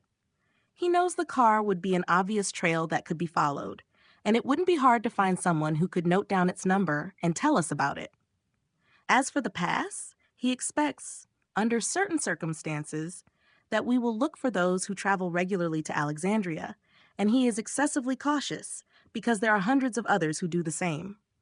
As for the tickets, he keeps them until they pile up, then throws them in the trash, never expecting a nosy neighbor like you who enjoys rummaging through the neighbor's garbage bins. As for the bones, why doesn't he throw them far away? Sighed in resignation and said, "This is the weak point in my theory. Why doesn't he dispose of them far from the circle of suspicion? In any case, it is difficult to know the complex psychological motives that drive a cannibal. He may act with precision at one moment and be careless at another. I don't know. In any case, it is just a theory lacking real proof." I reflected for a moment in disgust and revulsion. I had been alone with this monster at night and had even wished for his friendship one day. And now, the terror I had left behind in England, Romania, Scotland, and Kafr Badr is racing ahead of me today to my quiet apartment. I asked Adele while staring at the chandelier on the ceiling, "And did I tell you that Azat traveled to Alexandria today?" "Who said that?" "The potato vendor on our street. He's your man, of course." He looked at me in astonishment, a shadow of a sly smile playing on his lips. "What is this nonsense?" I said coldly, "It's not nonsense. The appearance of a potato vendor on our upscale street for the first time in 20 years can only mean that he is an undercover policeman you failed to conceal properly." Laughed and said through his teeth, "You really are smart, and I hope Azat isn't that smart." I said, "Since when have you been monitoring him?" He answered, slowly exhaling the smoke of his cigarette. "Since the 19th of January last, that is, for nearly 3 months, since you told me about the bones and we found the man's fingerprint on them." And the potato vendor isn't the only one. There are about 10 undercover policemen sent by your security directorate after a high-level meeting in which we studied your letters and my own suspicions. And the result? Negative. Either we are mistaken, or he noticed our men just as you noticed them. He stopped traveling and going out at night. Add to that your foolishness in taking his fingerprints from the cup, which made him feel that something was being plotted against him. And did he travel to Alexandria tonight? And will he return to the building carrying a bag full of certain things? We don't know yet. The men there haven't submitted their reports yet, so wait by the phone. And why don't you raid his apartment tonight and seize whatever you find there? Ito smiled coldly and said, "You don't understand the law." Then he got up and paced the room, lowering his head as he said, "This murderer is a citizen and has rights. We cannot raid his apartment without a warrant from the prosecution, which must find our reasons convincing, and that is not something I expect." Then he turned toward the phone and said in a low voice, "There is something else worth mentioning." I exclaimed, asking, "What is it?" He said slowly, exhaling the smoke of his cigarette, "That venerable professor who visited you in your apartment, Mohammed Shaheen. What business is that meddler of his?" Something along those lines. We learned through our means that he asked the doorman about a resident in the building named Tharwat or Talat or something like that, and the doorman, who doesn't like you very much, volunteered your name and said that you were suspicious and strange in your behavior. Me? Yes. And the neighbors volunteered even more accusations against you. The residents of your building detest you to a degree that makes me wonder why. And so the man paid you a visit. The very visit you described to me in your letter dated the 17th of March. Reflect with me on what happened. The man appeared terrified for no reason, cautious without justification. He scrutinizes your food and wants a sample of it, and studies the cannibal statues with interest. Then he nearly faints when he sees you eating meat. The man behaves as if he knows he is in the apartment of a cannibal. I cried out in astonishment, and everything the man had done now seemed logical to me. Now I understand. And that's why he told everyone he knew that he had come to visit me. Adele smiled and said, "Exactly. And if you think about the situation more deeply, you'll understand. He was looking for Tharwat or Rafat, and the doorman told him your name was Rafat. But in reality, he was looking for Azat. Both, Rafat and Azat, are eccentric, complicated, and live alone. And that means that Professor Mohammed Shaheen is searching, like us, for the same thing and the same person. He is holding the other end of the thread that we are holding. And in the middle of the thread hangs Azat. That is why we must find out what this professor knows." I sat in silence, burdened with worry, which made Adele ask me what was wrong. I said, "They're my wretched neighbors, and I was always extremely polite and courteous with them. Do you see what they think of me?" "A cannibal?" Laughed and said, "Egyptians do not like the withdrawn and generally feel uncomfortable around them. They understand you being rude or loud, but if you are withdrawn, polite, and mysterious, they will suspect all kinds of things about you." I leaned back in my chair and sighed, saying, "And now, have you looked into this?" Mohammed Sheen said, "The information we have says that he is a respectable professor, a man beyond reproach except for his excessive kindness that borders on naivete. But we have not yet asked him about the source of his information. As for Azat, we know nothing about him. No relatives, no current or former job, not a single friend we can reach. All we know is that he goes shopping and to the bank where he withdraws from an account of unknown origin containing £8,000, then disappears at night to destinations we do not know, as I said before." And suddenly, the telephone rang. My heart leapt into my throat, and Adel started, then composed himself and picked up the receiver. It was 2 o'clock in the morning. He said in a tense voice, "They lost him? Idiots. He misled them? 1 a.m.? Yes, yes. Then what? Ah, Allah said that? Are you sure? All right. Many thanks." Then he slowly put down the receiver and raised his head toward me with clear signs of triumph on his face. So I asked him expectantly, "Do you know what happened?" He smiled and said, "I think you're going to tell me anyway, but let me guess. He managed to mislead your men when he left the house. So they weren't certain he had traveled to Alexandria. But Allah, who is undoubtedly one of your informants, found clear evidence against him at 1 a.m. Isn't that so?" He exclaimed in suppressed irritation, "If you don't stop constantly pretending to be clever, I won't tell you anything." I laughed softly and said, all right, I won't deduce anything. Just tell me what happened." Cleared his throat and said, staring at me, "They say they lost track of him the moment he left the house." "I told you that before." "True, but they saw him return at 1 a.m., and he was carrying a large, heavy bag, and of course dressed in black clothes." Then he paused for a moment, looked steadily into my face, and said slowly, "And the most important part, he was wearing a bandage on his cheek." When my vacation ended, Adele shook my hand warmly and embraced me, while Saham shook my hand with obvious coldness. Even that little devil, Ashraf, raised his tiny hand toward me to kiss my cheek, so I bent down to him, smiling to let him do so. Al said, patting my shoulder, "Remember what I told you and take very good care of yourself." Then he led me to the door and whispered before I left, "And think again about the matter of Howeida. You need a wife to look after you, and she needs a man to protect her. Besides, she's not bad at all." At the stairway, he repeated his advice in a low voice. "Make sure your phone is working now and call me regularly. Don't worry about anything. Our men are watching every little detail, and one signal from you is enough for them to be at your place immediately." That was on the 8th of April.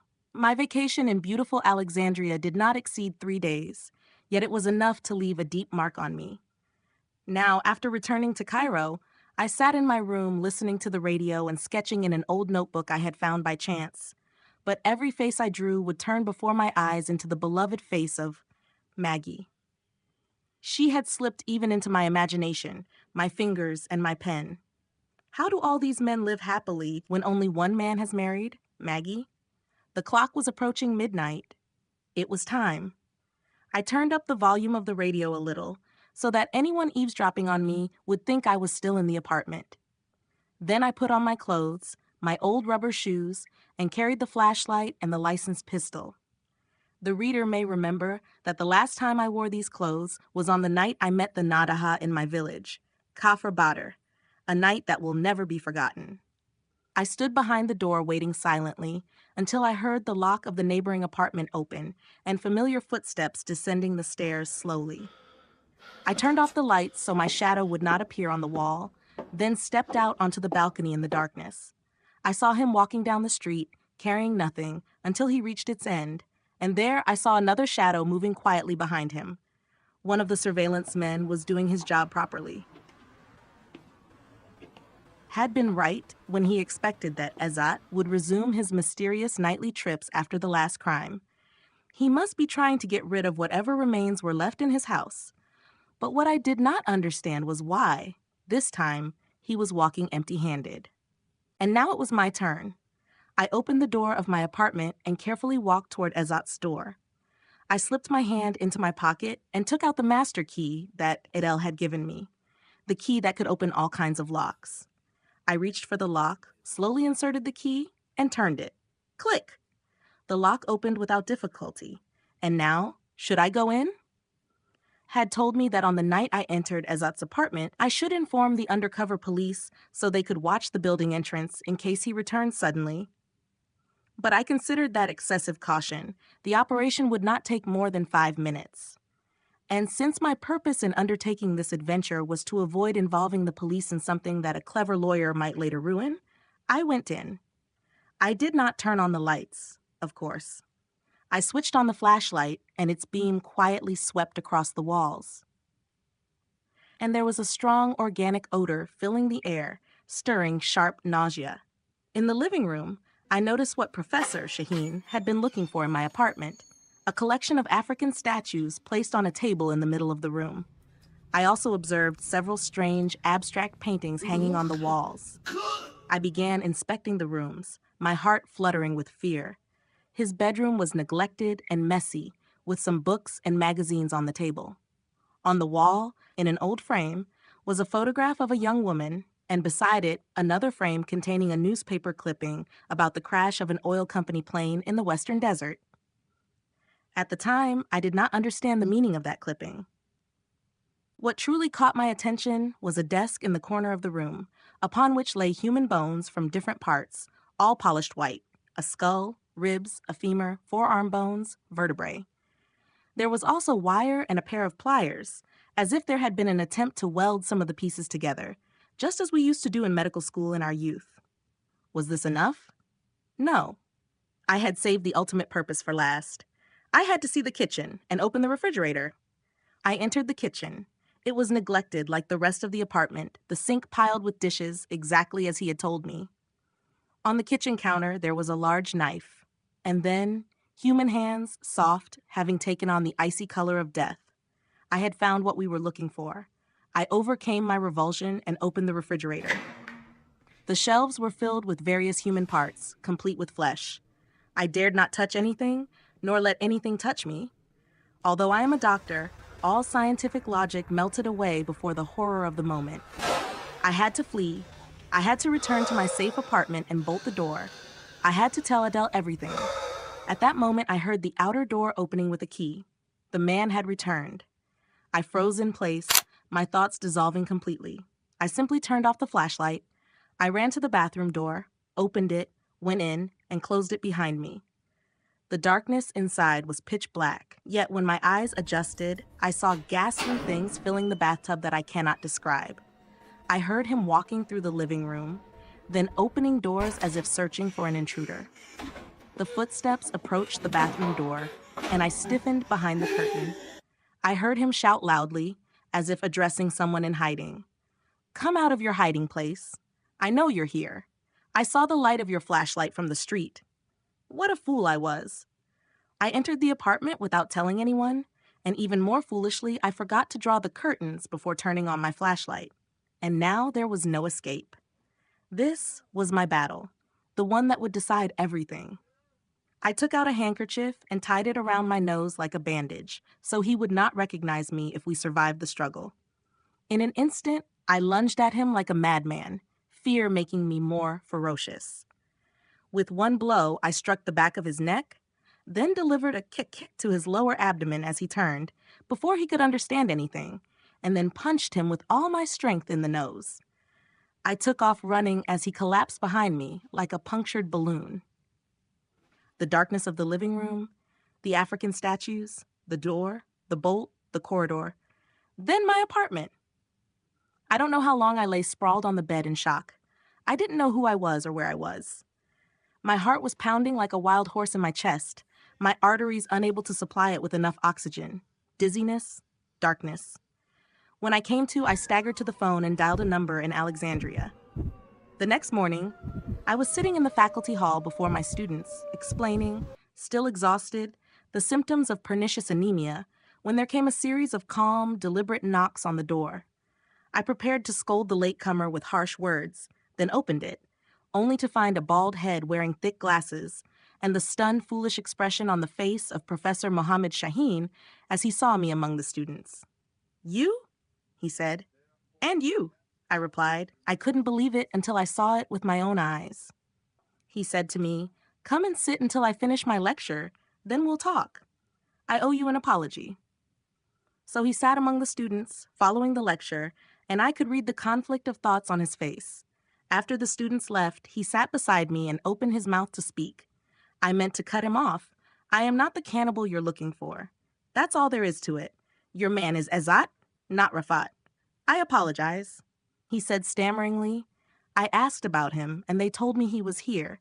I was certain they meant Rafat Ismail."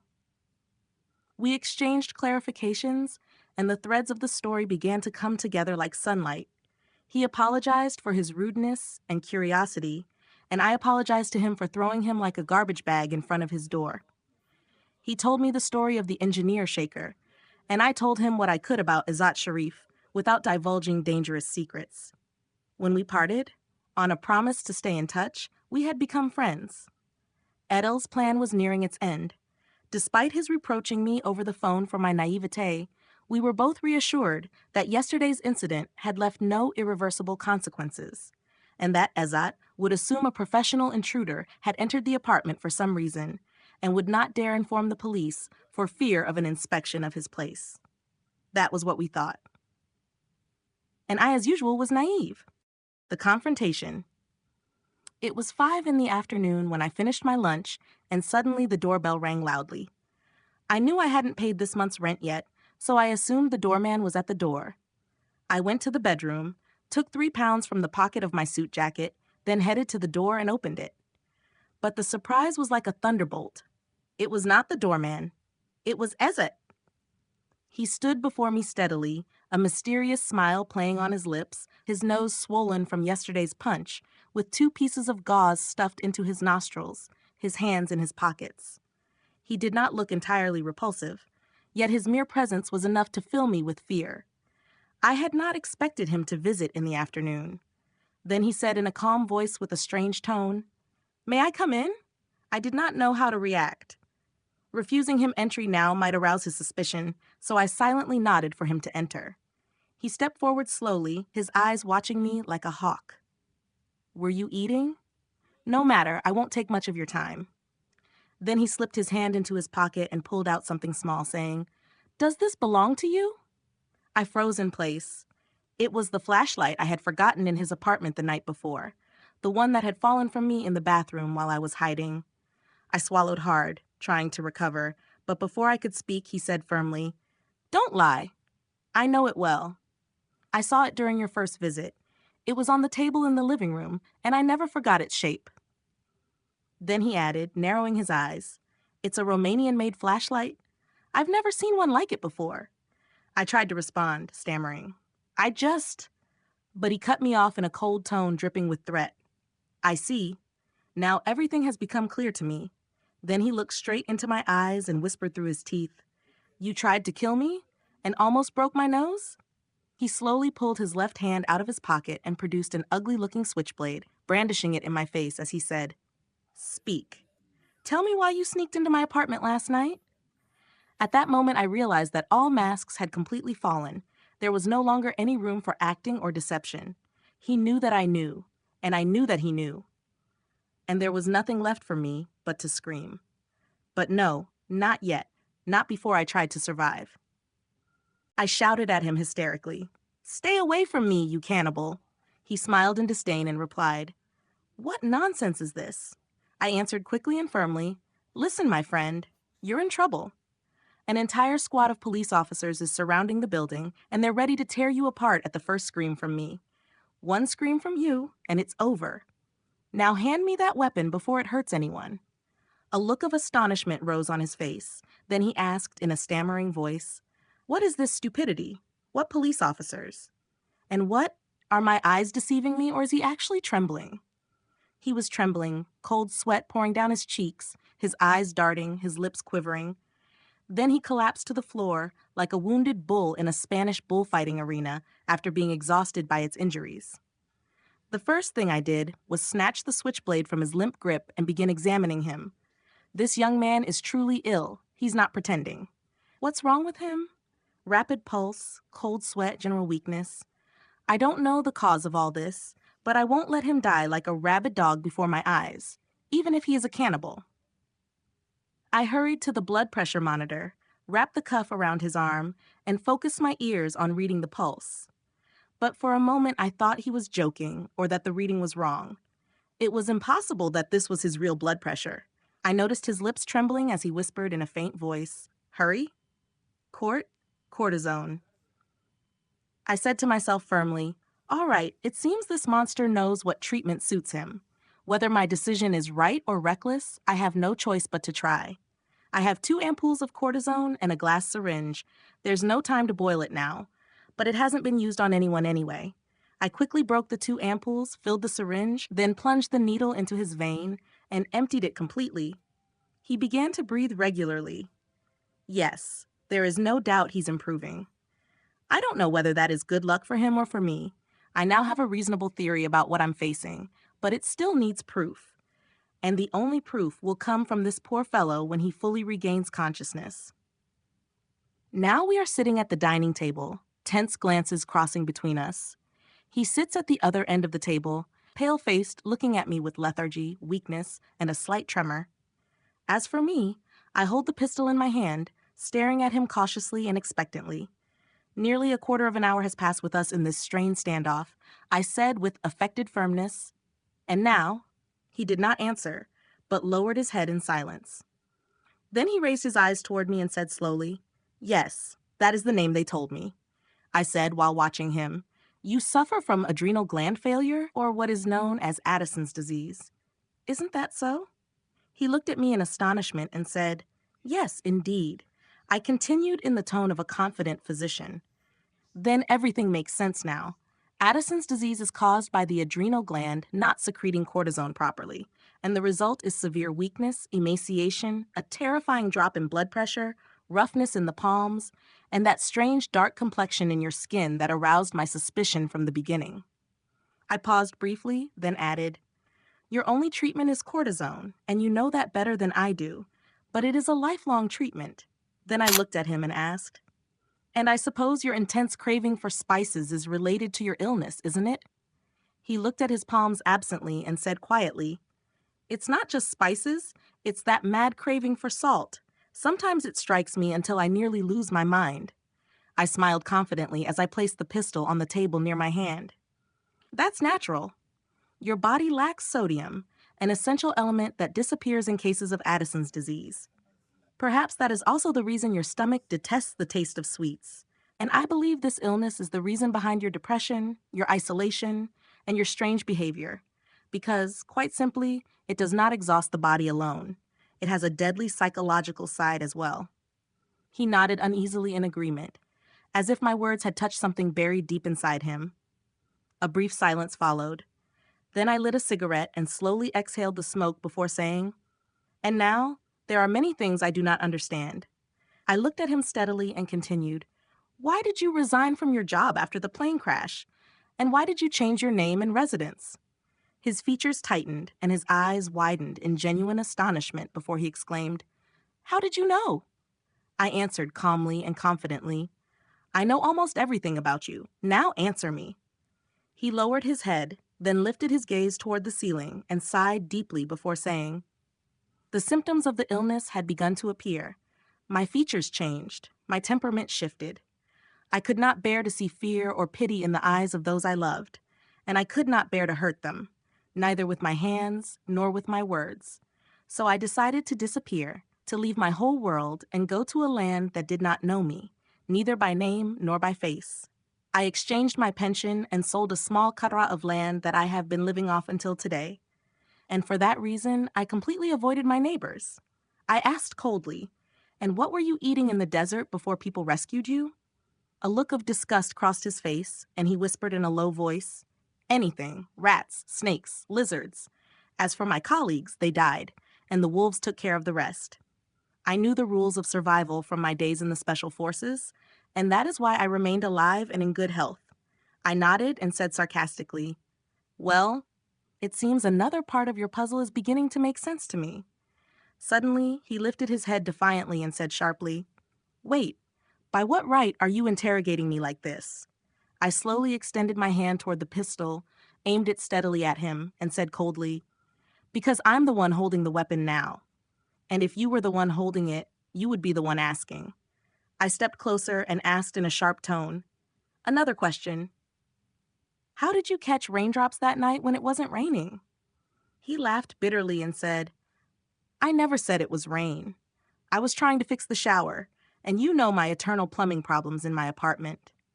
I shot him a tense look, threw the cigarette to the ground, crushed it under my shoe, and said in a tone I tried to make harsher, "I still have more questions." I stepped closer to him and said, "How do you explain the bones you throw down the shaft? And your mysterious nightly outings?"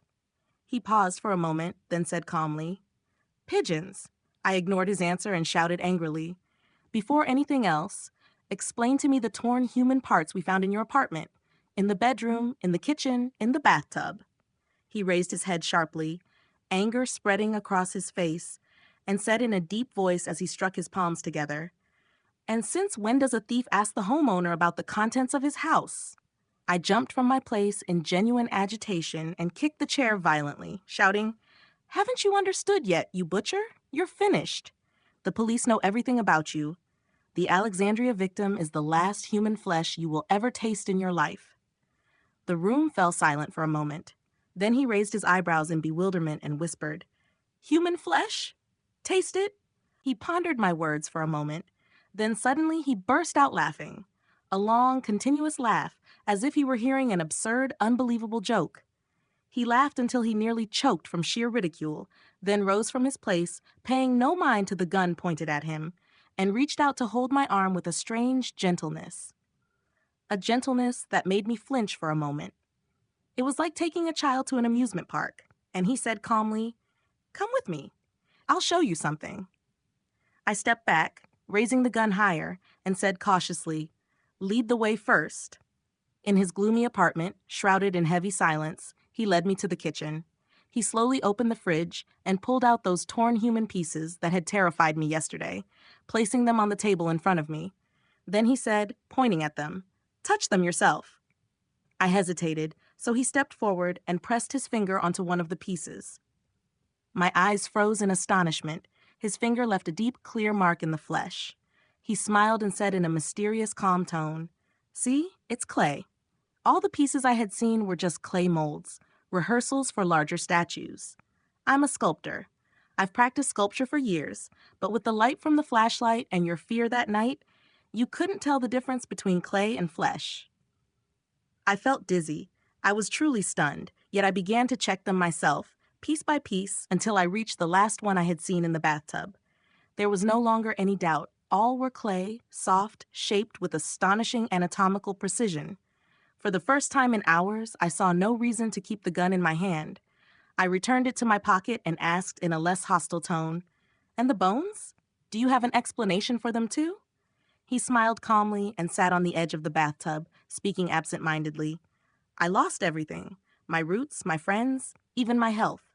In that solitude, I decided to reshape myself anew. I had always dreamed of being a great artist, like Auguste Rodin. Do you know him?" I answered briefly, "No," he said with a pale smile. "He's a genius French sculptor. Surely you've seen his famous statue, The Thinker." Then, still seated on the edge of the bathtub, he placed his fist under his chin and furrowed his brow, mimicking the pose of the statue I had already pictured in my mind. He continued, "Rodin's precision reached the point where people accused him of casting his statues over real human bodies. They said he used bones to shape the frameworks of his statues. Because I admired his precision, I decided to follow in his footsteps. I studied anatomy just like them, like Michelangelo, Rodin, and Mahmoud Mukhtar.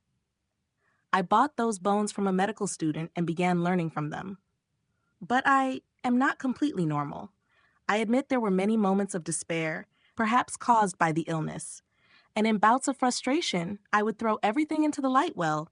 That's why the bones accumulated there, I asked, staring at him tensely. And what about your regular nighttime outings? How do you explain those? He turned his face away from me, his voice tinged with bitterness. I'm telling you, I'm not normal. My illness has made me extremely volatile. There are times I feel I'll go mad if I remain trapped within these four walls that suffocate my breath. I studied him for a moment, then asked, And what about your frequent trips to Alexandria? How do you explain that? He smiled weakly and said, And why would any sculptor travel to Alexandria? A silly question. Alexandria is the hymn of art, an eternal blend of Roman, Pharaonic, and Islamic. It's my source of inspiration, and if I didn't see it at least twice a week, I'd lose my mind completely. And why don't you travel by car then? He smiled calmly and said, A strange question. I suppose that's my personal freedom. Besides, I'm not good at driving and I prefer trains. That's fair. A short silence fell. Then I continued. And of course, the hammering sounds I heard at night were from your work on the statues, weren't they? He nodded in agreement and said, Exactly. I admit that having artists as neighbors is very annoying, but there's no cure for that. I studied his face at length, that face that had troubled me for days and filled my mind with suspicion, and only now did the picture begin to clarify. This poor man was simply an eccentric, introverted human, escaping his pain through sculpting in clay. He was neither a murderer nor a cannibal as we had imagined. How wrong we were, how we terrified ourselves for no reason. And the words of Adil echoed in my mind in his confident voice. Open quote, People never understand the introverted. They may tolerate the rude or the loud, but the polite, withdrawn one inevitably raises their suspicion. Close quote. Yes, but if he is not the real killer, then who is the Alexandria murderer? The murderer. We are now witnessing the final chapters of the story of the Alexandria murderer. Time, 2 o'clock in the afternoon on May 6th, 1965. Place, a narrow, filthy alley in one of the suburbs whose name I will not mention. A police truck, loaded with soldiers, blocks one side of the alley, and 3 or 4 cars are lined up on the other side. Some curious onlookers and loafers are watching what is happening, but the policemen are firmly pushing them back and helping evacuate the residents. Adel stands beside his car with its door open, while I sit in the passenger seat hunched over, visibly tense. Adel insisted that I witness the end of the story. A policeman steps forward and fixes the firing pin in his automatic rifle, and other things whose nature I do not know since I am no expert in firearms. But I have seen them all do something similar in the movies. Click. Crack. Click. That terrifying sound that tells you the rifle has become a living, alert instrument of death. I raised my head to Adel, who stood imposing and frightening, his hands on his hips, and I said, Adel, I'm afraid. That's not news, he replied coldly. Won't you call out to him with a loudspeaker? He smiled sarcastically as he tapped the car tire with the tip of his shoe. Yes, and why don't we tell him, surrender, Morsi. The police have you surrounded from all sides. You watch too many movies, Rafat. You're naive. Then he raised his voice sternly. I want 3 or 4 men there. We are not joking. Immediately, 3 men rushed to stand beside one of the ground floor windows, and I heard that ominous sound, click, crack, click, and my blood froze in my veins. There will be a massacre here in minutes. I said to Adel, And now who is he? He answered as he lit a cigarette. His name is Saleh Mahmoud, unemployed, troubled, and currently broke. And who informed on him? The landlord's wife, in whose building he lived, grew suspicious of his strange behavior and of his keeping all those knives. Then she noticed drops of blood on the staircase, and that was how the story began.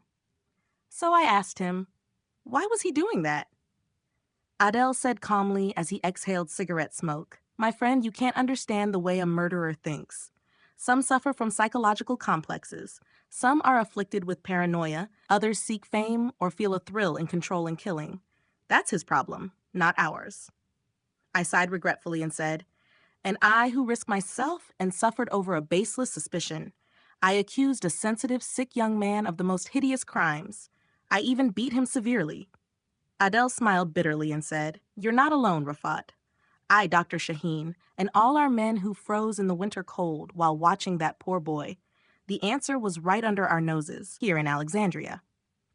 Then he added, shaking his head, "In any case, all these misleading signs had never come together before, and if Sherlock Holmes had been in our place, he would have done the same."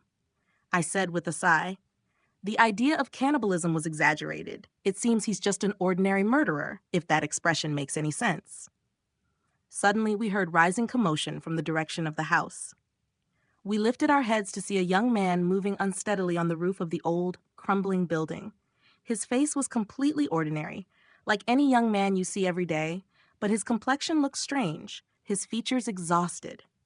He was wearing a pullover and dirty pajama trousers torn at the knees. Adel turned to one of his men and shouted sternly, "Saad, get him!" Saad rushed toward the filthy entrance of the building and disappeared into the darkness. I said to Adele anxiously, "But he looks like a normal person." Adele shot me a sarcastic look and said, "And what were you expecting? That the murderer would be a wild-haired madman with wandering eyes, running through the streets with a knife and drool dripping from his mouth?" Suddenly a savage scream erupted from the rooftop. Adele looked at his men and gestured with his hand, and they stormed into the building. We heard violent scuffling, curses shouted, and a voice crying out amid the chaos. Moments later, the men emerged dragging a frenzied young man like a wild animal. Saleh was among them, his eyes swollen, blood flowing from his mouth, his body trembling with unbelievable agitation. He threatened and screamed as they dragged him across the ground. Then a pair of gleaming metal handcuffs appeared, closing the scene on the murderer at last. In fleeting moments, the cuff tightened firmly around his wrists. I don't know why his appearance reminded me of those rabid dogs caught by the dog handler with a leather noose at the end of a long iron pole. I always used to shudder when I imagined what might happen if that pole slipped from his hand. Suddenly, before I could grasp what was happening, the young man shoved the policeman holding the end of the cuff hard in the chest, knocking him to the ground. Then, almost in the same instant, he smashed the metal part in his hand against a ground floor window. Within seconds, the glass shattered into small fragments. He snatched a sharp shard and leapt away from them like a wounded beast. All this happened in the blink of an eye, and no one was able to intervene. Then suddenly I felt his arm twisting mine behind my back, and the sharp piece of glass pressing against my carotid artery. How unfortunate. The rabid dog had slipped from his handler. He screamed madly as he pressed the glass to my neck. "No one comes near me, or I'll slaughter this lamb." I felt the edge dig into my skin, almost piercing it. His hot breath, mixed with the smell of tobacco, lashed against my face, his voice a mixture of frenzy and fear. The policemen began to retreat cautiously, confusion evident on their faces. Even Adel himself seemed helpless for a moment. The murderer shouted again, "Move those cars away from the entrance immediately." I was trembling, but something inside me refused to submit. I am not strong, but I refuse to be used as a shield or to be called a lamb before everyone. In a single moment, I made my decision, and in a single moment, I carried it out. I threw my body backward to free myself from the edge of the glass, twisted my arm in the opposite direction of his, lifted my foot, and kicked the leg he was leaning on. He cried out in pain and fell to the ground, and before he could understand what had happened, 10 policemen had pounced on him, pinned him down, and secured him again, along with a few quick punches to calm his madness. I did not hear the words of congratulations, nor Adel's laughter as he patted my shoulder, not even the pounding of my own racing heart. I was only searching with my eyes for a place where I could safely lose consciousness. The conclusion. After we attended his exhibition at the Gotha Hall in Alexandria, Adele and I realized that Azat Sharif had truly reached the peak of his art. He stood there, slender, strangely pale, yet his eyes radiated confidence and pride. He spoke with journalists and beautiful women, smiling with the calm of an artist who had conquered himself. He shone like a star in the night over the sea.